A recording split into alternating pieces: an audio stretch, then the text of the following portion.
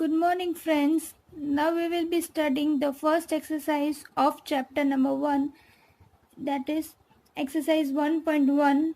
The first question is 0 a rational number?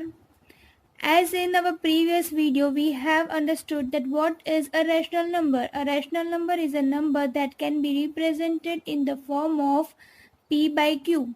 So 0 can we write 0 in the form of p by q?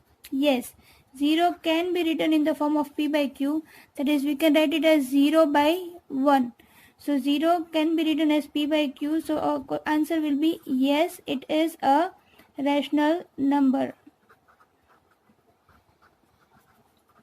The next question in the same question is the sub question is, can you write it in the form of p by q?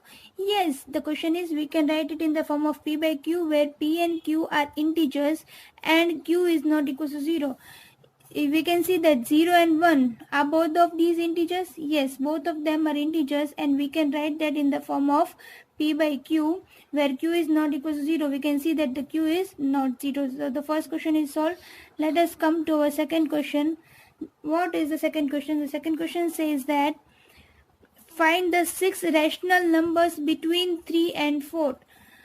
As we have studied in our previous lecture, that there can be many rational numbers between any two integers or between any two rational numbers, right? So we have to find out many, like 6 rational numbers between 3 and 4. Here we know that 3 and 4 both can be written in the form of 3 by 1 and 4 by 1. We know that all the integers, all the rational numbers can be written in the form of p by q, like 3 can be written as 3 by 1 and 4 can be written as 4 by 1. So now we need to find out 6 rational numbers between these two numbers. See, we will have one rule that the number of rational numbers we need to find, like here we need to find out 6 rational numbers between the numbers. So we will add 1 to the number. Here our n is 6. So we will add 6 plus 1. So answer is 7. You keep in mind because we will learn this in further.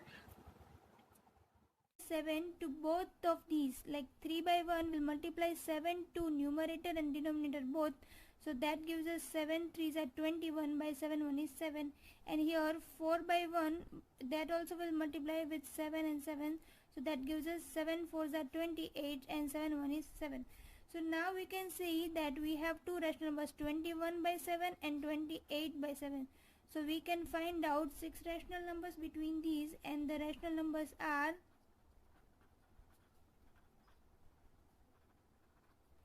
22 by 7, 23 by 7, 24 by 7, 25 by 7, 26 by 7 and 27 by 7. So we got 1, 2, 3, 4, 5 and 6 rational numbers between these two rational numbers. So now we can find out infinite number of rational numbers between these two. Whatever number is given to us, suppose we are given that find out 10 rational numbers. So we'll do 10 plus 1, that is 11. So we'll multiply this by 11 11. Here also 11 and 11. Question number 4. State whether the following statements are true or false. Give reasons for your answer. So before starting this true or false, I just need to tell you something, that we have studied natural numbers, whole numbers, integers, rational numbers. So just a short brief introduction about this, that see, natural numbers are included in whole numbers are included in integers, and integers are included in rational numbers, and the rational numbers are included in real numbers. Means all natural numbers are whole numbers, all whole numbers are integers, all integers are rational numbers, all rational numbers are real numbers. But we cannot go vice versa. The opposite thing is not correct, because see, all whole numbers cannot be natural numbers, because there is one whole number, that is 0, that is not a natural number. So only this way is correct. If we go opposite, it's not correct. Now let us start with question number 4.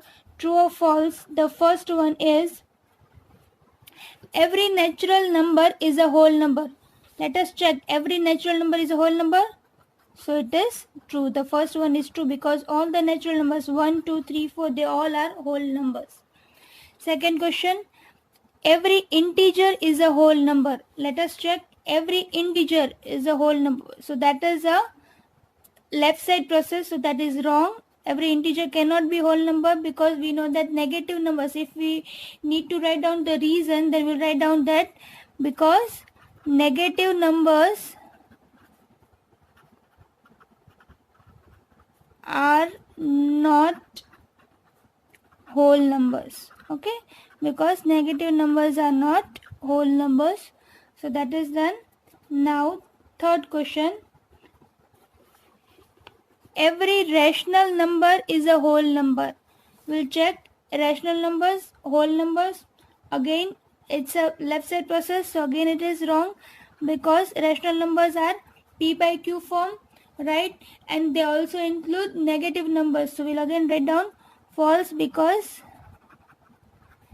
same thing, because negative numbers are not whole numbers. So we have completed the first exercise. It's a very easy exercise. See you soon for the next exercise.